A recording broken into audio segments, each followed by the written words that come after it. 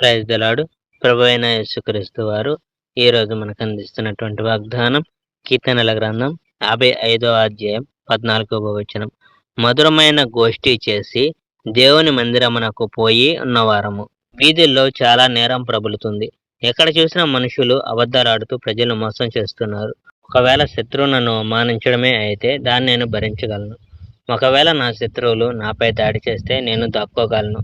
కానీ అది నీవే అవడం వల్ల నేను భయపడను. ఎందుకంటే నీవు నాకు తగినవాడువు, నా సహవాసివి, నా దగ్గర స్నేహితుడివి.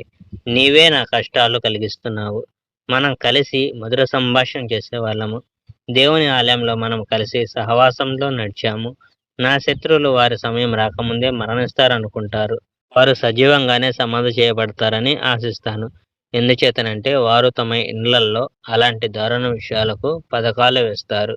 నేను సహాయం కోసం దేవునికి మొరపెడతాను. యెహోవా నాకు జవాబు ఇస్తాడు. సాయంత్రం, ఉదయం, మధ్యాహ్నం నా ఆరోపణలు దేవుడికి నేను చెప్తాను. ఆయన నా మాట వింటాడు. నేను చాలా యుద్ధాలు చేశాను, కానీ దేవుడు నన్ను రక్షిస్తాడు. ప్రతి యుద్ధం నుండి క్షేమంగా ఆయన నన్ను తిరిగి తీసుకొని వస్తాడు. దేవుడు ఆనాటి కాలం నుండి సింహాసనాసీనుడు. నా మొర వింటాడు. ఆయన నా శత్రువులను ఓడిస్తాడు. నా శత్రువులు వారి బతుకులు మార్చుకోరు. వారు దేవునికి భయపడరు, గౌరవించరు. నా స్నేహితుడు తన స్నేహితుల మీద దాడి చేశాడు.